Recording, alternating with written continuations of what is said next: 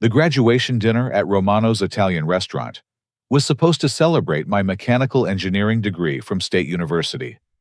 23 family members surrounded the long table, glasses raised for toasts. When Uncle Robert asked my mother Patricia what she was most proud of, she looked directly at me and said, "Honestly, we wish Bedford was never born. He's been nothing but disappointment and expense for 24 years." The entire restaurant fell silent. My father nodded in agreement. My younger sister Emma smirked. That's when I stood up and changed everything forever. I placed my cloth napkin carefully beside my untouched plate of chicken parmesan. The silence stretched across our table like a physical weight, pressing down on everyone present. My mother's words hung in the air, poisonous and final. 24 years of my life reduced to disappointment and expense. I rose slowly from my chair, feeling every pair of eyes in the restaurant turn toward our table. My voice came out steady and clear, carrying across the dining room with a calmness that surprised even me. Consider me as if I never existed. Live your lives as though there was never a son named Bedford. My mother's face drained of all color. Her wineglass trembled in her hand as the full weight of my statement registered. The confident smirk she'd worn while delivering her devastating blow transformed into something approaching horror. "Bedford, honey, you're being dramatic."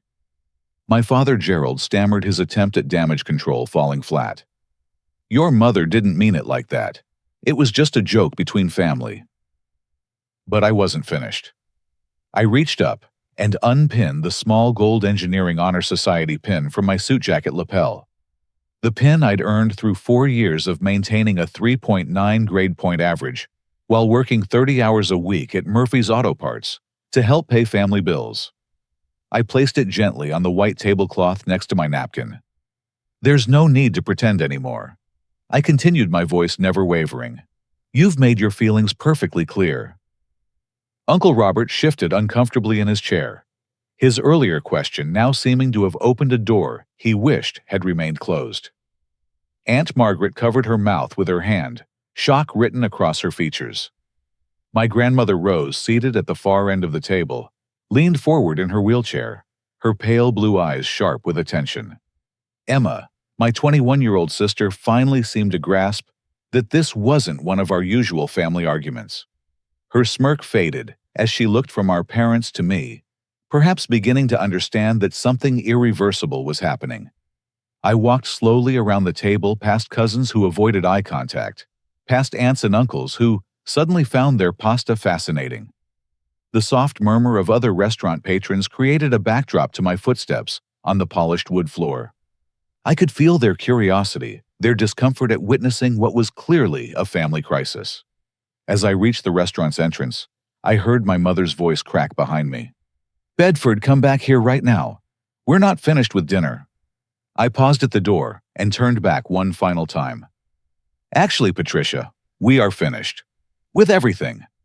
The drive back to my small apartment near the university campus gave me time to process what had just happened. But the shock wasn't from my mother's words themselves. Those words simply confirmed what I'd suspected for years. The shock was from finally having the courage to respond. Growing up, I'd always been the unplanned child. Emma had been wanted, planned for, celebrated from the moment of conception.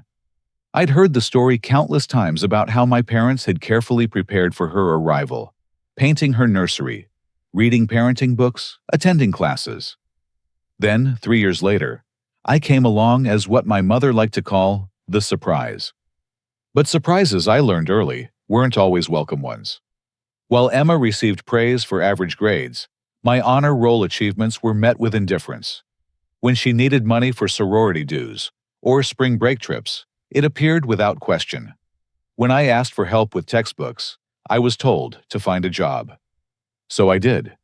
At 16, I started working after school at Murphy's Auto Parts, learning about engines and transmissions, while my classmates played sports or hung out at the mall. The money I earned didn't just pay for my own expenses. It helped keep our family afloat when my father's sales job had slow months or when unexpected bills arrived. I'd been contributing $400 a month to household expenses since I turned 18. I'd paid for the insurance on our second car, the one Emma drove to college. I'd covered the difference when her sorority fees exceeded what our parents had budgeted. I'd even quietly paid the copays for my father's heart medication when his insurance changed and the costs increased. None of this had ever been acknowledged, let alone appreciated. The small apartment I rented near campus was sparse but clean. A fold-out couch, a desk made from sawhorses and plywood, a mini fridge, and a hot plate. I'd chosen to live modestly, so I could continue helping my family financially. Now, as I sat on that couch, staring at my engineering degree propped against the wall, I realized how foolish that sacrifice had been. I pulled out my phone and scrolled to the voice recording app I'd been using for the past 3 months. Ever since I'd started suspecting that my family's private conversations about me weren't matching their public behavior, I'd begun documenting interactions. Tonight's dinner conversation was saved as a 47-minute audio file.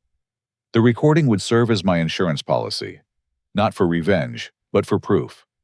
When my mother inevitably tried to rewrite history to claim I'd misunderstood or overreacted, I'd have evidence of exactly what was said and how it was said.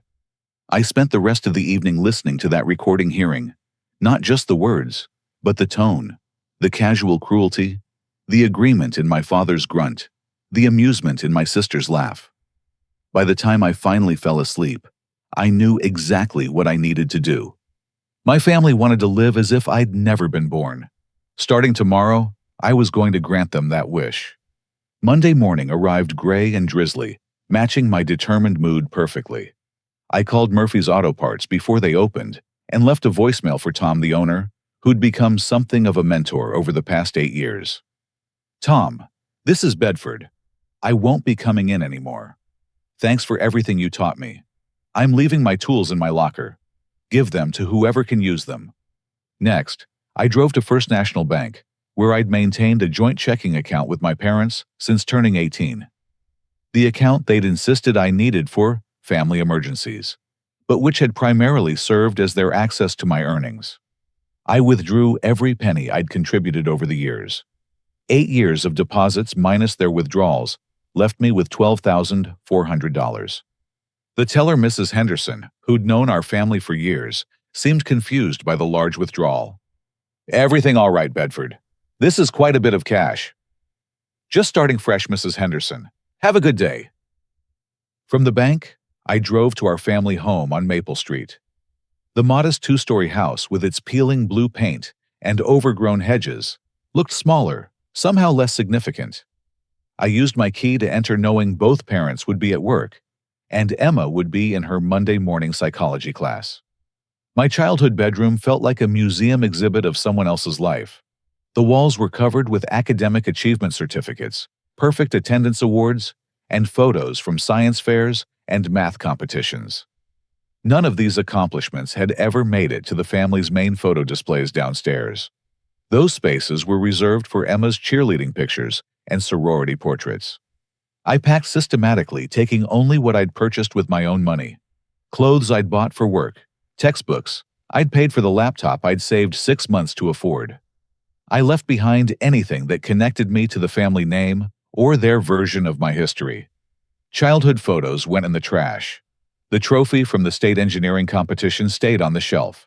Even the scholarship certificates remained thumbtacked to the bulletin board.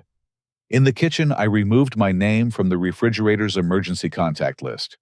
I called the electric company and removed myself from the account I'd been helping to pay. Same with the gas company, the internet provider, and the cell phone family plan. Each customer service representative seemed puzzled by my requests, but I explained that I was moving out and no longer wanted financial responsibility for services at this address. The car insurance proved more complicated. I'd been paying the premium for our second vehicle, a 10-year-old Honda Civic that Emma used for college. Canceling that coverage meant the car would be uninsured as of midnight tonight. I left a note on the kitchen counter explaining this, along with contact information for the insurance company. My roommate, Jake, helped me move my belongings to a new apartment across town. Jake was a fellow engineering student who'd graduated the semester before, and now worked for a local construction firm. He'd found a two-bedroom place and needed someone to split the rent. "You sure about this Bedford cutting-off family is pretty extreme?" I handed him one end of my desk as we maneuvered it through the narrow stairwell. Sometimes extreme situations require extreme responses. That evening, I sat at my new desk and composed letters to every family member who'd been at the dinner. Aunts, uncles, cousins, grandparents. Each letter was personalized, but contained the same essential elements: an explanation of what had happened, a copy of the audio recording from the restaurant, and my decision to respect my parents' stated wishes. I didn't write the letters in anger. I wrote them in sadness, with careful attention to accuracy and tone. I wanted my extended family to understand that this wasn't a tantrum or a temporary reaction. This was a thoughtful response to years of treatment that had culminated in a moment of complete honesty. The letter to my grandmother Rose was the hardest to write. She'd always been kind to me, but she was also my mother's mother, and I didn't want to put her in an impossible position. I explained that I loved her, but needed to create distance from the immediate family dynamic that had become toxic for everyone involved. I mailed the letters Wednesday morning. By Wednesday afternoon, my phone was buzzing with calls from family members. I let them all go to voicemail. By Thursday, the calls had stopped, replaced by angry text messages, demanding explanations and accusations of selfishness. Friday morning brought unexpected validation. Jake answered our apartment door to find a delivery man with a large floral arrangement.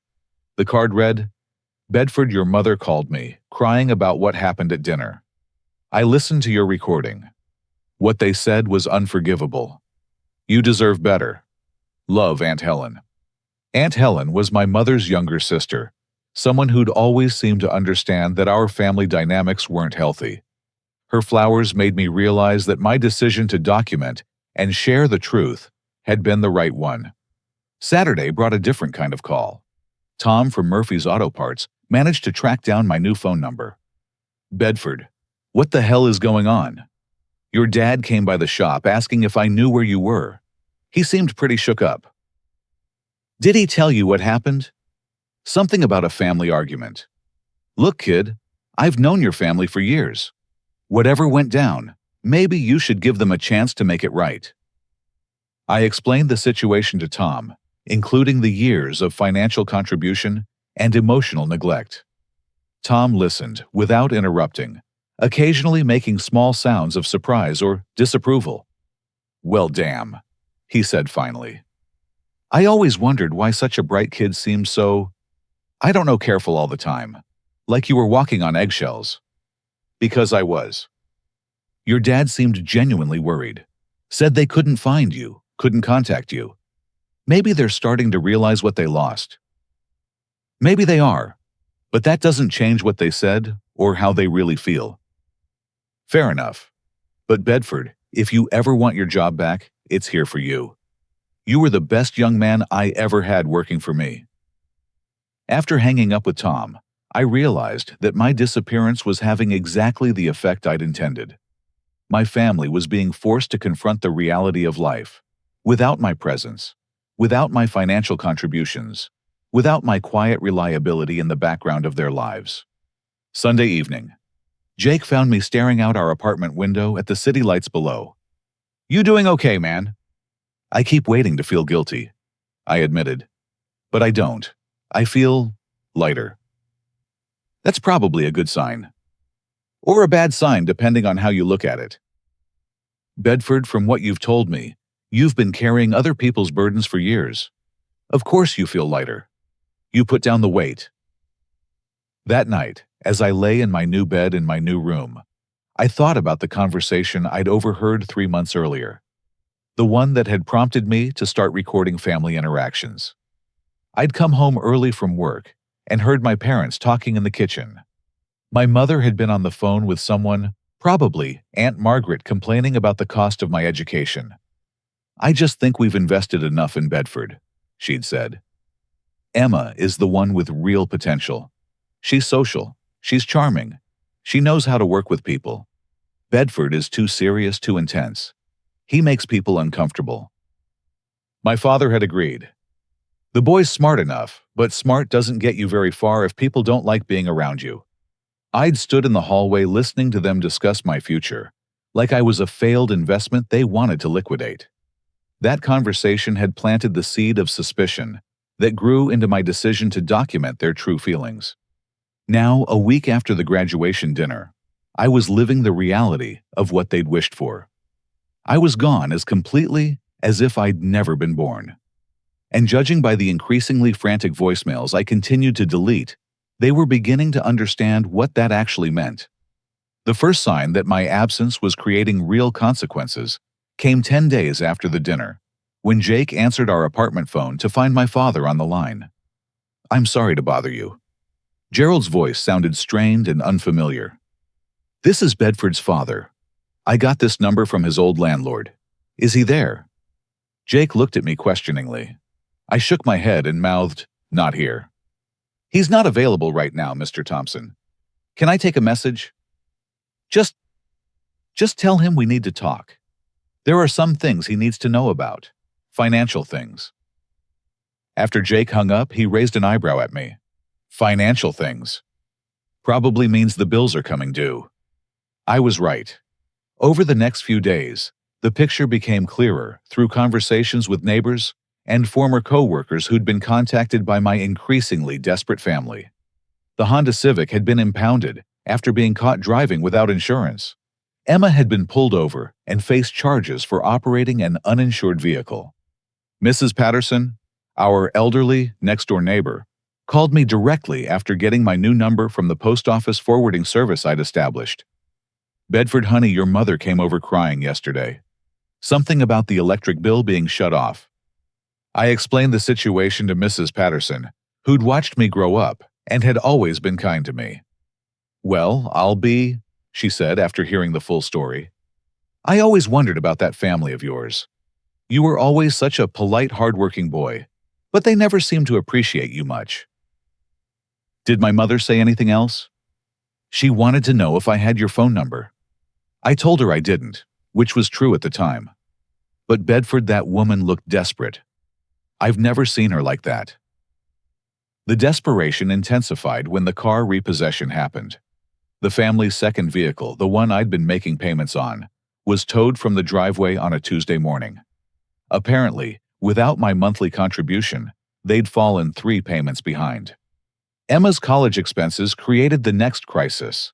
Her spring semester tuition payment had bounced, and the university was threatening to drop her from classes unless payment was received within 48 hours. My parents had been counting on my tax refund to cover the shortfall, but since I'd filed independently this year, that money had gone directly to my new bank account. The medical bills presented an even more serious problem. My father's heart medication, which I'd been quietly covering through a patient assistance program I'd researched and applied for, was no longer being paid. His insurance covered most of the cost, but the $200 monthly copay had been coming from my earnings. Without that coverage, Gerald was faced with choosing between his medication and other family expenses. Uncle Robert, who worked at the same company as my father, called me directly on a Thursday evening. "Bedford, what the hell do you think you're doing? Your father is rationing his heart pills because he can't afford them. Did he tell you why he can't afford them?"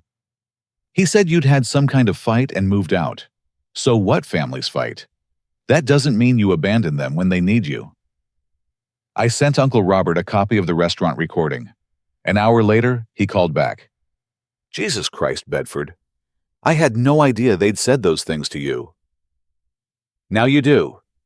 But your father's health has been my responsibility since I was 18 years old. I think it's time for the actual adults in this family to take care of their own responsibilities." "That's pretty cold, nephew." "Is it colder than telling your son you wish he'd never been born?" Uncle Robert had no answer for that. The extended family reaction was mixed, but illuminating. Grandmother Rose, despite being my mother's mother, had called Patricia directly after receiving my letter. "I raised you better than this," Rose had told her daughter, according to Aunt Helen, who'd witnessed the conversation. That boy has been holding your family together for years, and you thanked him by breaking his heart in front of everyone. Some cousins took my parents' side, arguing that family obligations should outweigh hurt feelings. Others, particularly those who'd witnessed years of my parents' favoritism toward Emma, expressed support for my decision. The most surprising reaction came from Emma herself. 3 weeks after the dinner, she showed up at Murphy's Auto Parts looking for me. Tom called to give me a heads up. "Your sister's here asking questions. She looks pretty upset. Want me to tell her you don't work here anymore?" What kind of upset? Angry or sad? Sad, I think. Maybe scared. I thought about it for a moment. "Tell her I'll meet her at the coffee shop next to the library in an hour. Just her, nobody else." Emma was already seated at a corner table when I arrived, her hands wrapped around a large coffee cup. She'd lost weight and looked older than her 21 years. When she saw me, she started crying. "Bedford, I'm so sorry. I didn't know." I sat down across from her, but didn't respond immediately. "I didn't know about the money," she continued. "I didn't know you were paying for my insurance, or the car payments, or any of it. Mom and Dad never told me." "What did they tell you?" "That you were being dramatic and selfish. That you'd come back when you got tired of supporting yourself." Emma wiped her eyes with a napkin and looked directly at me for the first time since I'd sat down. But then the bills started coming, and the car got repossessed, and the university called about my tuition. Mom had a breakdown last week. She kept saying she didn't know where the money was going to come from. Did she consider getting a job? She did get a job, part-time at the grocery store. Dad picked up extra shifts at the dealership. But it's not enough, Bedford. Without your income, they can't make ends meet. I felt a complex mix of satisfaction and sadness. Satisfaction that the truth was finally visible to everyone involved. Sadness that it had taken financial crisis for my family to recognize my contributions.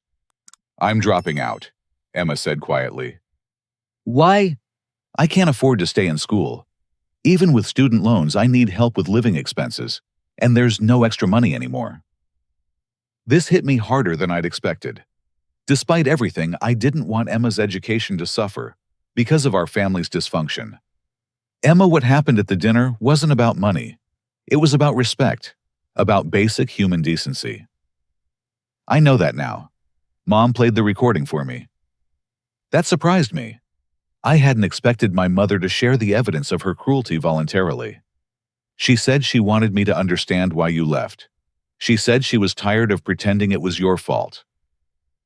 We sat in silence for several minutes, both of us processing the weight of this admission. "Can you forgive us, Bedford? Can you come home?" I looked at my sister, this young woman I'd helped raise and support, who'd participated in my exclusion for years without questioning it. "Emma, I need you to understand something. The person who used to live in that house, who paid those bills and absorbed that treatment, that person is gone. He doesn't exist anymore. And that's a good thing, because he was slowly dying inside. But we need you." "No, you don't. You need to learn to take care of yourselves. And you need to figure out how to treat people with basic respect." Emma left the coffee shop crying, but I felt she'd heard what I needed her to hear. More importantly, I sensed that my family was beginning to grasp the true scope of what they'd lost. That evening, I received a call from my engineering professor, Dr. Martinez. He had news that would change everything again. "Bedford, I've been trying to reach you for weeks.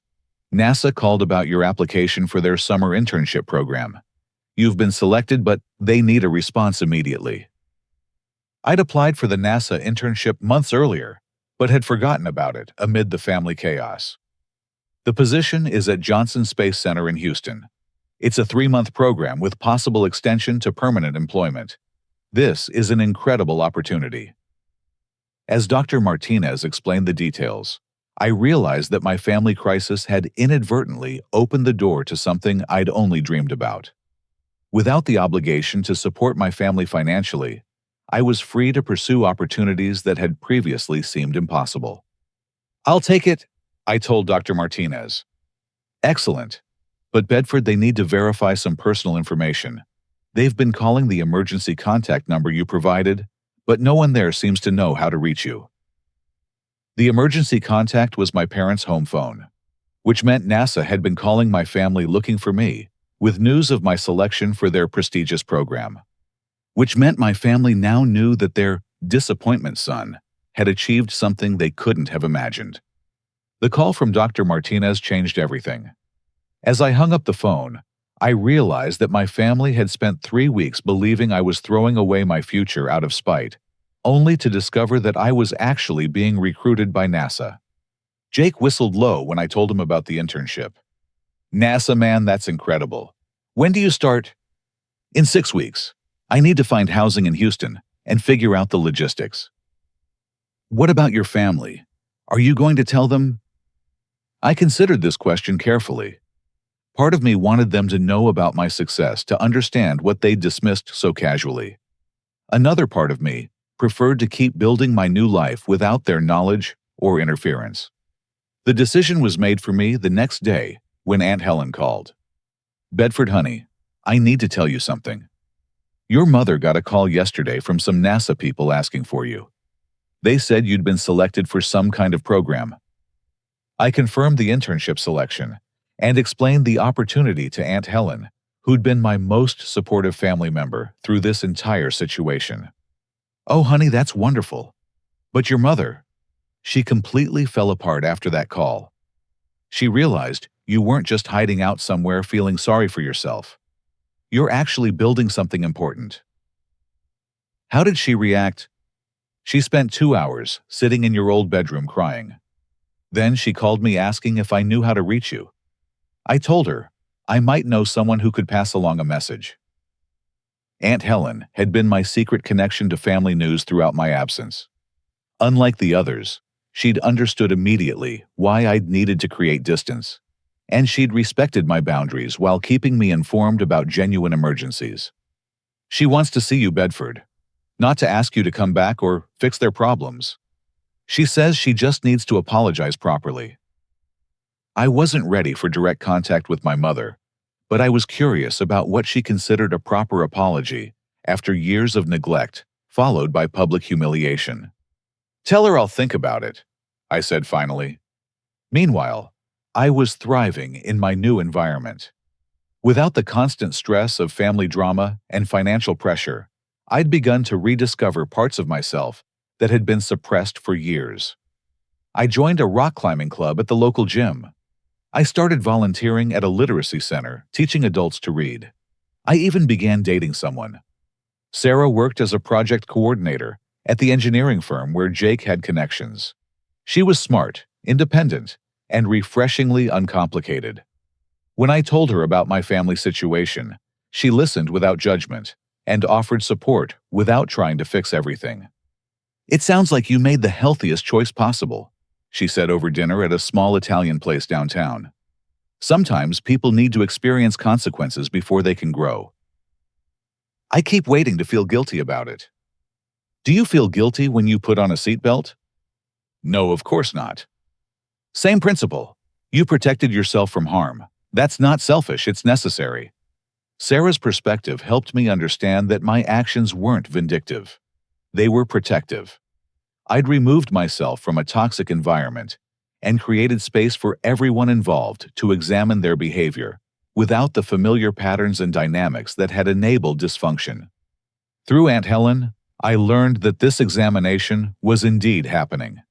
My father had started seeing a counselor to discuss his anger and resentment issues. My mother had joined a support group for parents who damaged relationships with their children.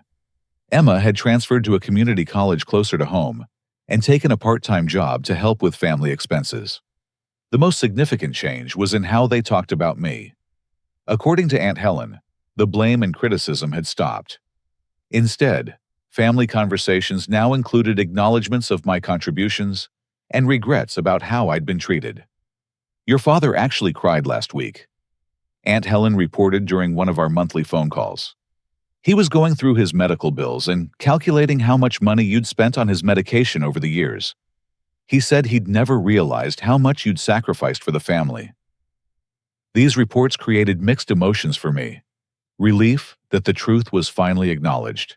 Sadness that recognition had come only after I'd removed myself from their lives, and uncertainty about whether this change represented genuine growth or just guilt.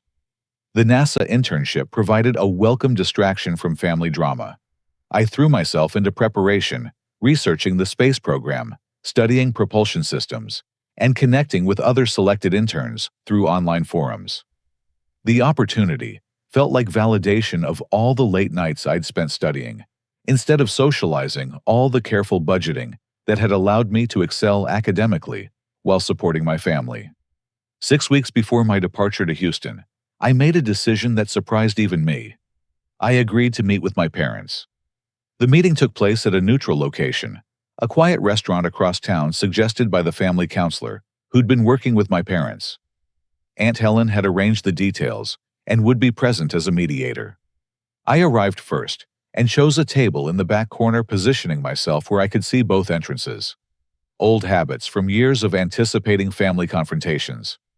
When my parents walked in, I was struck by how much they'd aged in just 2 months.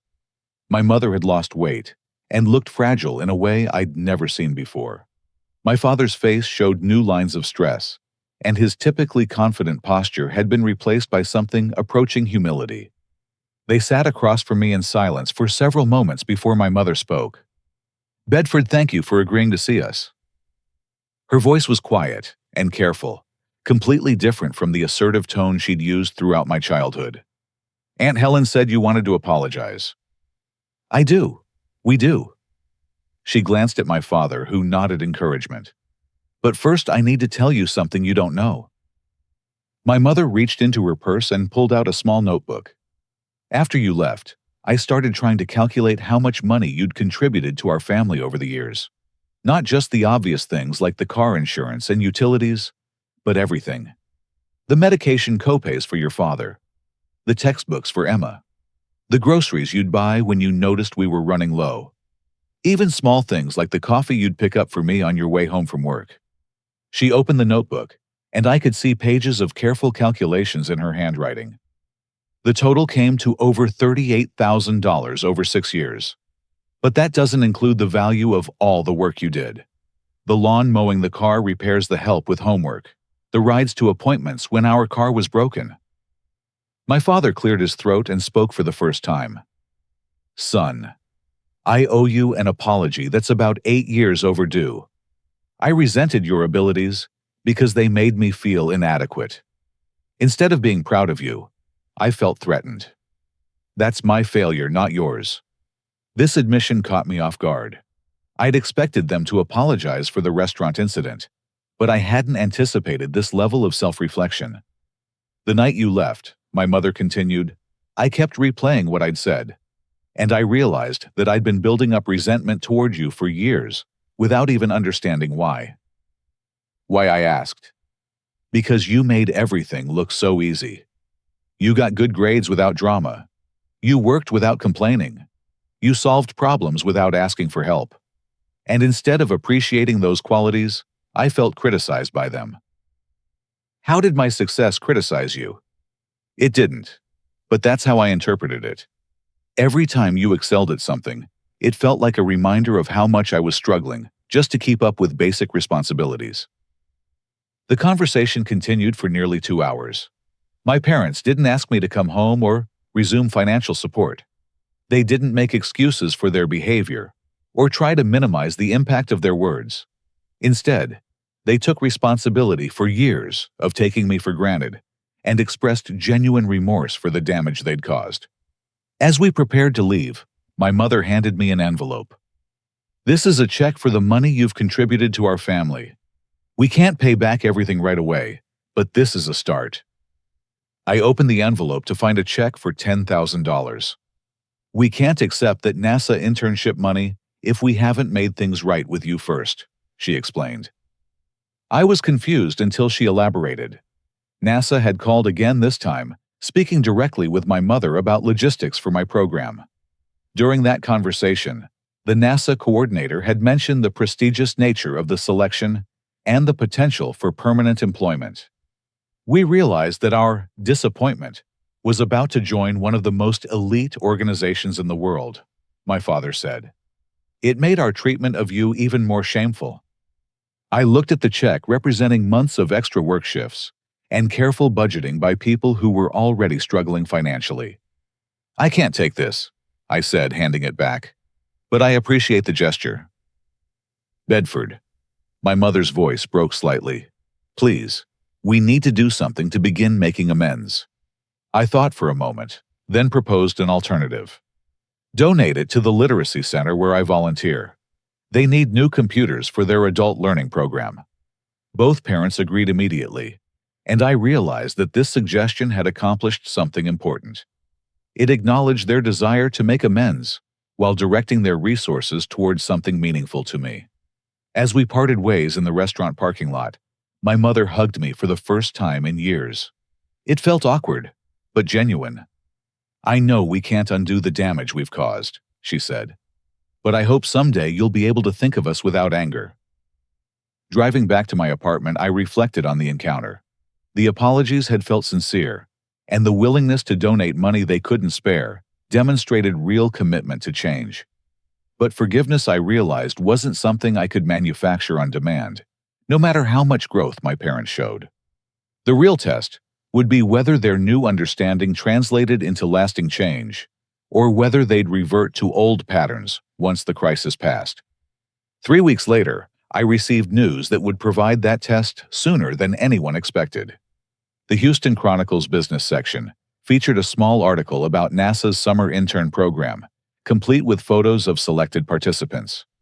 Mine was among them, identified as Bedford Thompson, mechanical engineering graduate, selected for propulsion systems research. I knew about the article because Sarah had found it online and sent me the link. I didn't know my family had seen it until they showed up at my workplace. I was leaving the temporary consulting job I'd taken to earn money before the NASA program when I spotted my mother's car in the parking lot.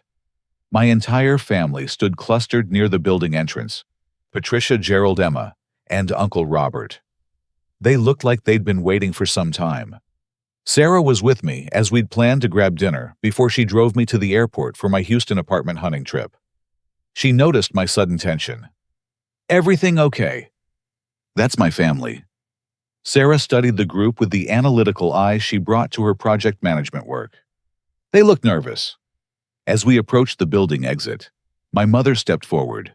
She'd clearly been rehearsing what to say. "Bedford, we saw the newspaper article. We're so proud of you." The words that should have meant everything to me as a child now felt hollow and self-serving. I kept walking toward my car. "We just want to talk," my father added, falling into step beside me. "There's nothing to discuss," I replied evenly. "You made your feelings clear months ago." Emma moved to block my path to the parking lot. "Bedford, please. We've all been going to counseling. We understand how badly we treated you." I stopped walking but didn't respond. Sarah remained quietly supportive at my side, letting me handle the situation without interference. "We know we don't deserve forgiveness." My mother continued, her voice breaking. "But we need you to know that we were wrong. Completely, horribly wrong." Uncle Robert, who'd remained silent until now, stepped forward with his characteristic directness. "Bedford, I owe you an apology too. When your father first told me what happened, I took their side without hearing your story. That was wrong." I looked at each of them in turn, seeing genuine distress and what appeared to be sincere remorse. But I also remembered years of similar scenes when temporary guilt had led to brief periods of better treatment, followed by gradual returns to the same patterns. "I appreciate the apologies," I said finally, "but apologies don't change history." "We're not asking you to change history," Emma said. "We're asking for a chance to build something better." "Why? Because you saw my photo in the newspaper?" The question hung in the air uncomfortably. Sarah squeezed my hand supportively. "No," my mother said quietly, "because we realized that losing you was the worst thing that ever happened to our family." "You didn't lose me, you threw me away." The bluntness of this statement made my father flinch visibly. "Son, we've learned from our mistakes. We're getting help. We're trying to become better people. That's good for you, but it doesn't change anything for me. I started walking toward my car again, but Uncle Robert's next words stopped me cold. What about your grandmother? I turned back to face him. What about her? She's been asking for you. Her health isn't good, Bedford. The doctors aren't optimistic. This hit harder than I'd expected. Grandmother Rose had been one of the few family members who'd consistently shown me affection and respect. She's been asking for you specifically, my mother added. She wants to see you before... The sentence trailed off, but the implication was clear. Sarah sensed my internal struggle. We can postpone the Houston trip if you need to visit her, she said quietly. I looked at my family, seeing hope and desperation in their faces. They'd played the one card that could affect me emotionally, and they knew it. I'll visit her, I said, but not with all of you. And this doesn't mean anything has changed between us. Thank you, my mother whispered. We arranged for me to visit my grandmother the following day. As my family finally dispersed, I felt emotionally drained by the encounter. That seemed intense, Sarah observed as we drove away. They want absolution. Do you want to give it to them? I don't know. Part of me wants to believe they've really changed, but another part remembers how many times they've disappointed me before. You don't have to decide today, or tomorrow, or ever if that's what feels right. The visit with my grandmother took place at the nursing facility, where she'd been living since her stroke 6 months earlier. The family had been covering the costs, but I suspected my contributions had been helping with that expense too. Rose looked frail but alert when I entered her room. Her face lit up with genuine joy at seeing me. Bedford, oh my dear boy, I've missed you so much. I sat beside her bed and took her thin hand in mine. She felt delicate, like she might break if I squeezed too tightly. I'm sorry I haven't visited Grandma. Don't you apologize to me. You've got nothing to be sorry for. Her voice was weak, but determined. I heard what your mother said to you at that dinner. If I wasn't stuck in this wheelchair, I'd have given her a piece of my mind right then and there. We talked for an hour about my NASA internship, my new apartment, my relationship with Sarah. Rose asked thoughtful questions and offered encouragement with the wisdom of someone who'd lived through 8 decades of family drama. Your mother came to see me last week, she said eventually. She was crying about losing you. She didn't lose me, she rejected me. Yes, she did. And now she's paying the price for that choice. Rose shifted in her bed, trying to get more comfortable. Bedford, I want you to listen to an old woman's advice. I leaned closer to hear her better. Forgiveness isn't something you give to other people. It's something you give to yourself. When you forgive someone, you're not saying what they did was okay. You're saying you're not going to let their mistakes poison your future. What if they haven't really changed? Then you'll know that, and you can protect yourself accordingly. But if they have changed, and you never give them a chance to prove it, you might miss out on something good. Rose squeezed my hand with surprising strength. I'm not saying you should trust them immediately, or go back to supporting them financially. I'm saying you might consider leaving the door open just a crack to see what happens. The conversation with my grandmother stayed with me as I flew to Houston the next day to find housing for my NASA internship. The city was vast and energetic, full of possibility and opportunity. As I toured apartments and explored neighborhoods, I felt excited about this new chapter of my life. But I also found myself thinking about Rose's advice and wondering whether complete separation from my family was the healthiest choice for my own future. The answer came sooner than I'd expected, in a way that none of us could have anticipated. I was in Houston for 3 days, finalizing my apartment lease, and meeting with NASA orientation coordinators when Sarah called with urgent news. Bedford, you need to know something. Your family has been calling everyone we know trying to reach you. What happened? Your father collapsed at work. He's in the hospital. The news hit me like a physical blow. Despite everything that had happened, Gerald was still my father, and the thought of him in serious medical trouble triggered emotions I thought I'd successfully compartmentalized. How bad is it? I don't know the details. Your Aunt Helen called me because she couldn't reach you directly. She said it was his heart. I was on a plane back home within 4 hours. My NASA apartment search abandoned for more pressing concerns. During the flight, I wrestled with conflicting feelings about rushing back for a family medical emergency, when that same family had made it clear they wished I'd never been born. But as Sarah had pointed out weeks earlier, my response to their cruelty said more about my character than their treatment said about my worth. Aunt Helen met me at the hospital, her face showing relief when she saw me enter the cardiac unit waiting area. "Oh, Bedford, thank goodness. Your mother has been beside herself worrying that we wouldn't be able to find you." "How is he?" "Stable now, but it was touch and go for a while. The doctor said it was a massive heart attack. If his coworker hadn't called 911 immediately."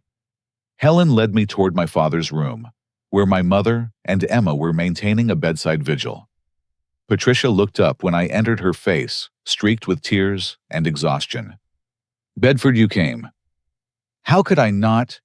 Gerald was unconscious, connected to multiple machines that monitored his vital signs with electronic beeps and digital displays.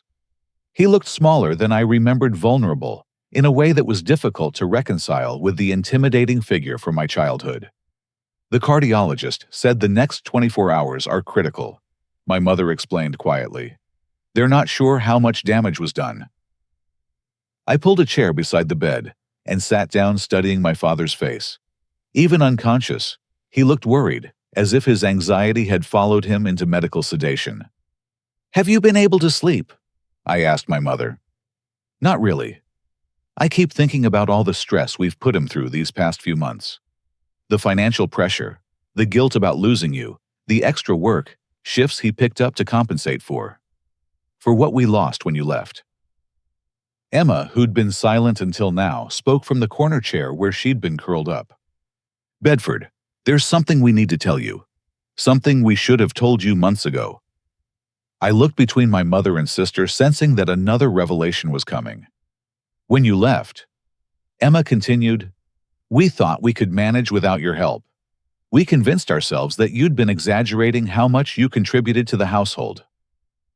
"But you weren't exaggerating," my mother added. "If anything, you'd been downplaying it." Patricia pulled a folder from her purse, the same folder she'd brought to our restaurant meeting weeks earlier.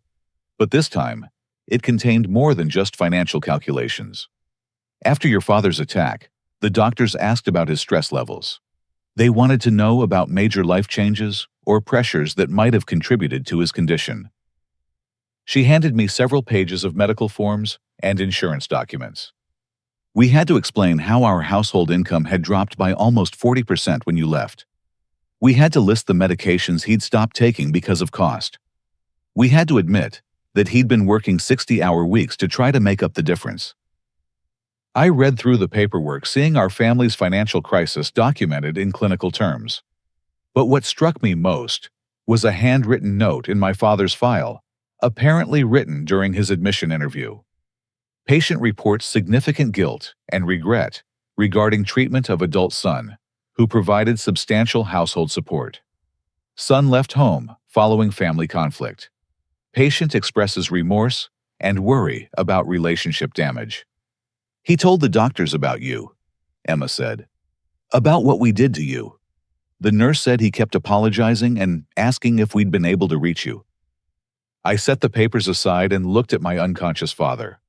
The man who'd agreed when my mother wished I'd never been born was now clinging to life while worrying about our damaged relationship.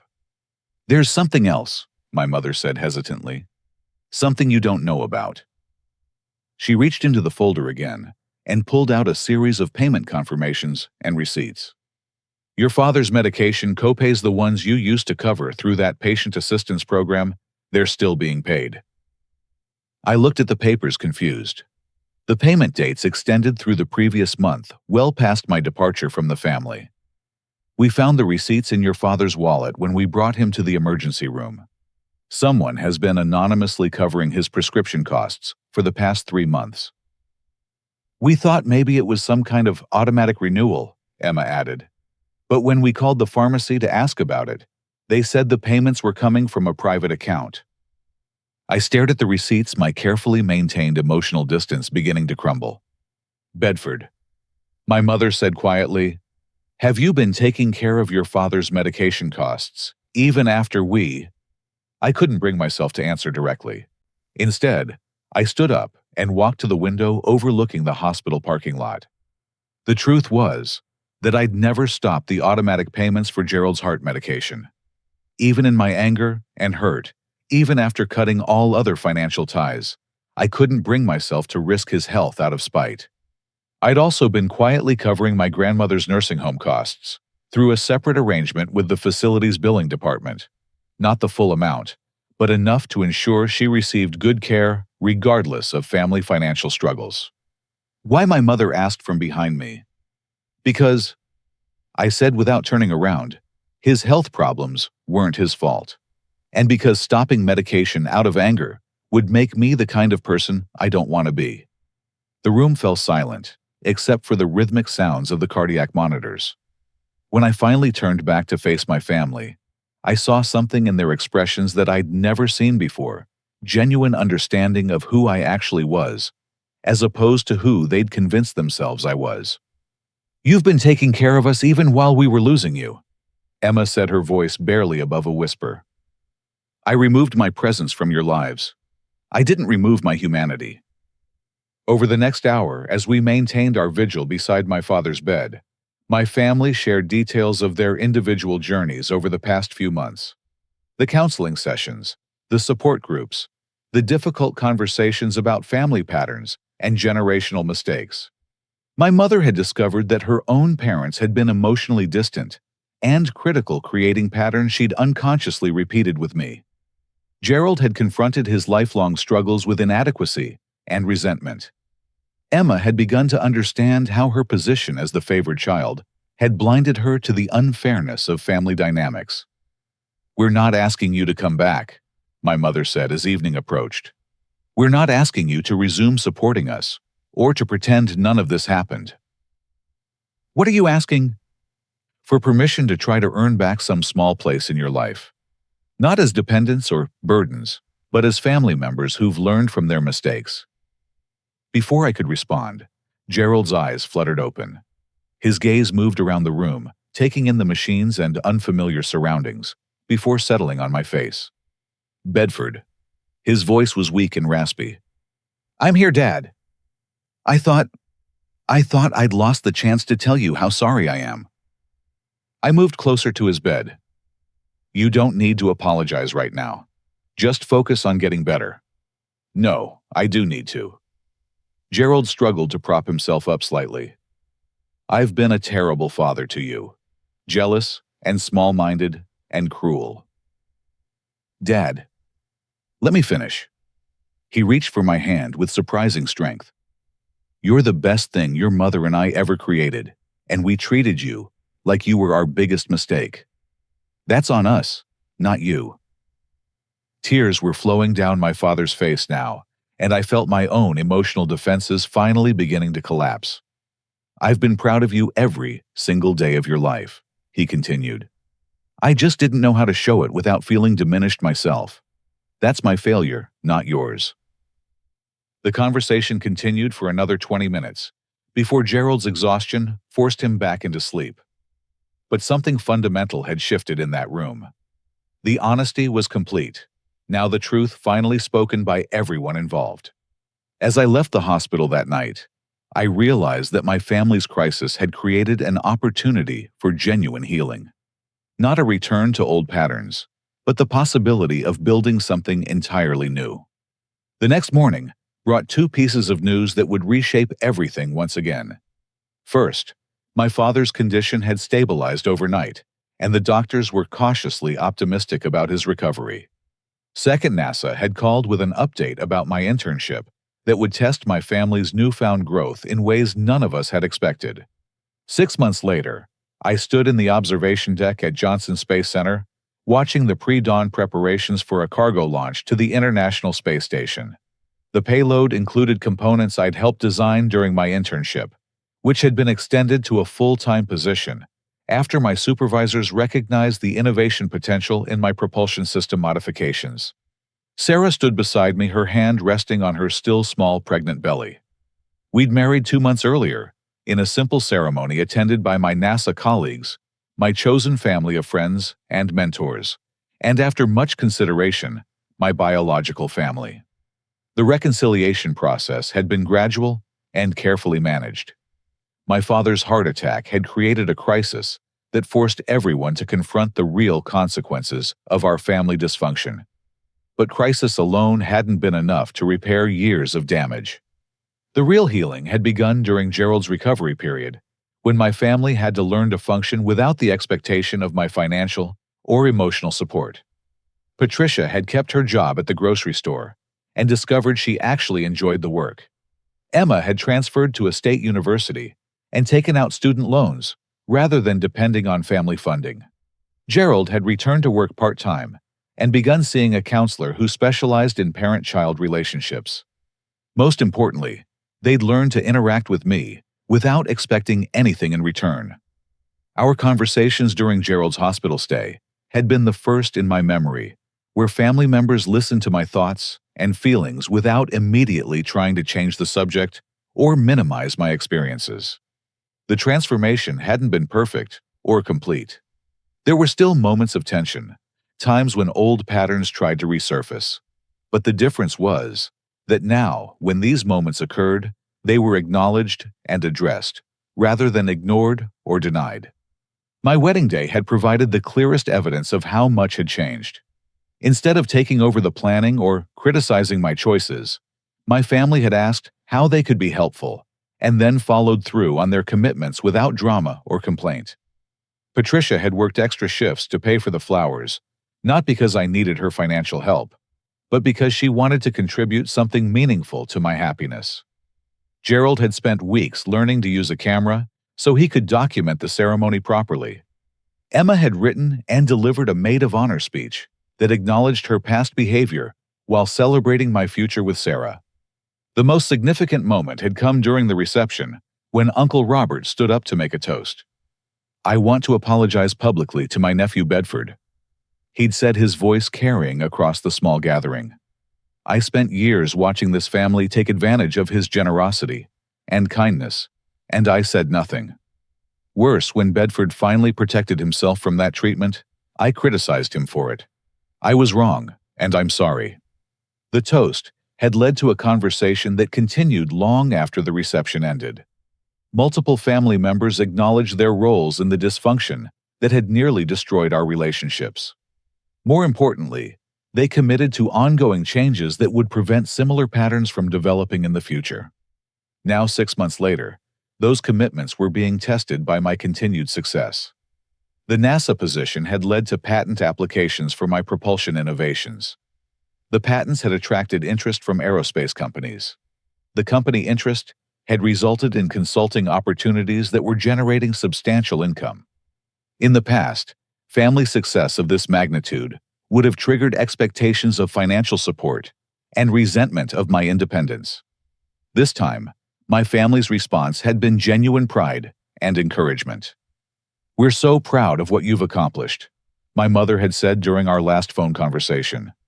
"And we're proud that you did it without any help from us." That comment might have sounded like self-pity, but the context made it clear she meant it as recognition that my success was entirely my own achievement. The launch proceeded flawlessly, the rocket carrying its payload toward the space station, with the precision that had made me fall in love with aerospace engineering. As the contrail faded into the morning sky, I felt Sarah squeeze my hand. "How does it feel to watch your work heading to space?" "Like everything I've been through was worth it." She smiled and leaned against my shoulder. "Even the painful parts?" "Especially the painful parts. Without them, I never would have learned to value my own worth." The pregnancy had been a surprise, but a welcome one. Sarah and I had talked extensively about parenting and family dynamics, both of us committed to creating the kind of supportive, encouraging environment that I'd never experienced as a child. We'd already agreed on several principles. Our child would never be responsible for adult financial problems. Their achievements would be celebrated regardless of how they compared to other family members. Their emotional needs would be prioritized over adult convenience. Most importantly, they would always know that they were wanted and valued exactly as they were. My biological family had responded to news of the pregnancy with appropriate joy and excitement, but also with careful respect for the boundaries Sarah and I had established. There were no assumptions about grandparent roles or expectations of unlimited access. Instead, there were requests for inclusion and promises to honor whatever level of involvement we felt comfortable maintaining. Grandmother Rose, now 91, and increasingly frail, had been the most direct in her response to the pregnancy announcement. "I hope this baby gets your stubbornness and your wife's common sense," she'd said during her last visit. "And I hope they never have to fight for their place in their own family the way you did." Rose had become my strongest family ally during the reconciliation process, using her matriarch status to reinforce new family dynamics and call out any backsliding into old patterns. "I'm too old to waste time on nonsense," she'd told Patricia during one family gathering. "We almost lost the best one of us because of pride and stupidity. I won't watch that happen again." The drive back to our apartment that evening gave Sarah and me time to discuss the future we were building together. The NASA position included opportunities for advanced education, potentially leading to mission specialist training. The consulting work was generating enough income to invest in real estate and retirement planning. Most importantly, we were surrounded by people who supported our goals and celebrated our achievements. "Do you think you'll stay in touch with your family long term?" Sarah asked as we navigated Houston traffic. "I think so, as long as the relationship stays healthy. But I've learned that family is about choice as much as biology." "What do you mean?" "The people at NASA who mentored me when I was struggling to find housing, that's family. The friends who helped me move when I was starting over, that's family. You, obviously. The baby we're expecting. These are the relationships that define my real family." "And your parents, your sister. They're family too, but in a different way. They're people I love who hurt me badly, and then work to change. I can appreciate their growth while still protecting myself from future harm."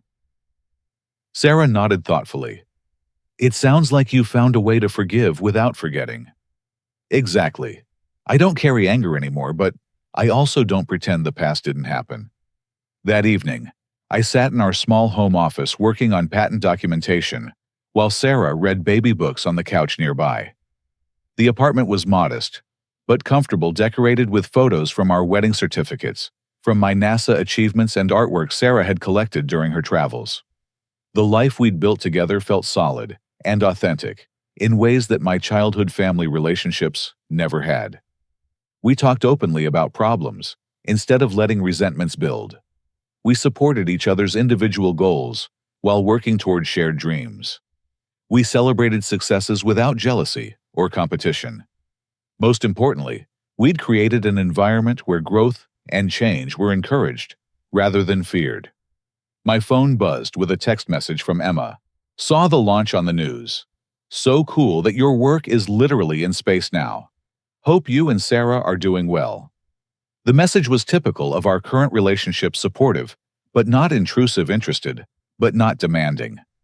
Emma had learned to interact with me as an independent adult, rather than as someone who existed primarily to meet family needs.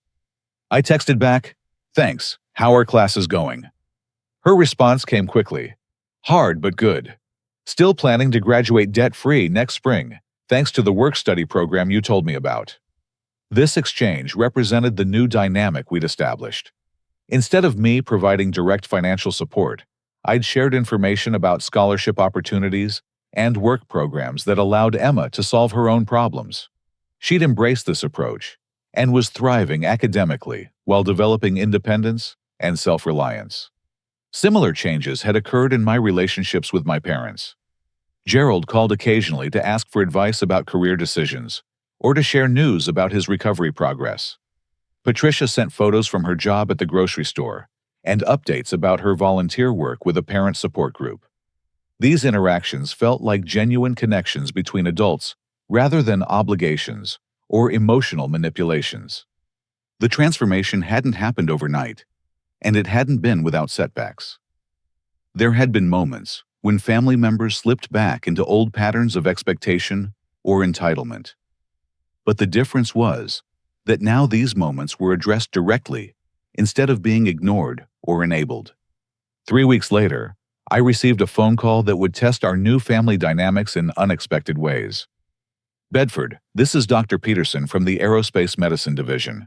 We have an opportunity we'd like to discuss with you." The opportunity was a chance to participate in a study program that could lead to astronaut candidate selection. The program would require additional training, medical evaluations, and a commitment to relocate for extended periods. "It's a competitive process," Dr. Peterson explained. "But your work on the propulsion project and your overall performance have put you on the candidate list." After discussing the details with Sarah, who was enthusiastically supportive, despite the challenges it would create for our growing family, I decided to pursue the opportunity. When I shared the news with my biological family, their response provided the final proof that our relationships had truly changed. "Bedford, that's incredible," my mother said over the phone. "I know how much this means to you." "It would mean a lot of changes for Sarah and the baby." "Are you worried about that?" "A little. But Sarah's on board, and we think it's worth pursuing." "Then, we're behind you completely.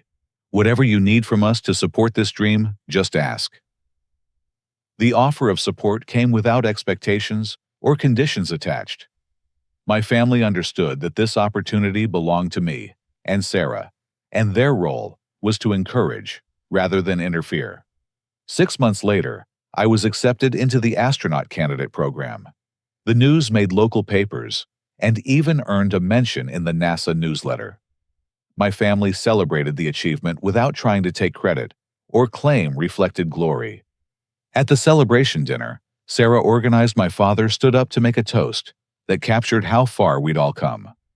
"To Bedford, who taught us that love isn't about holding on to people, it's about supporting them as they become who they're meant to be.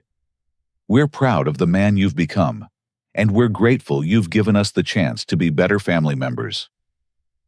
Looking around the table at the faces of people who'd learned to love me properly, I realized that my decision to walk away from toxicity hadn't destroyed my family. It had saved it. The little boy who'd once felt unwanted and unvalued had grown into a man surrounded by people who celebrated his worth. The son who'd been told he was a disappointment had become someone whose achievements made others proud to know him. Most importantly, the baby Sarah and I were expecting would grow up in a world where their value was never questioned, their dreams were always supported, and their place in the family was absolutely secure. Sometimes the greatest gift you can give people who claim to love you is the space to prove it. Sometimes walking away isn't giving up on relationships. It's giving them room to become what they should have been all along. And sometimes the family that wishes you were never born needs to lose you completely before they can learn to be grateful you exist. Have you ever had to set boundaries with family members who didn't appreciate your worth? How did you find the courage to prioritize your own well-being over their expectations? Share your story in the comments below, and remember to like this video if it resonated with your own experiences. Don't forget to subscribe for more stories about overcoming adversity and building the life you deserve. And please share this with someone who might need to hear that their worth isn't determined by how others treat them. Thank you for listening to my story.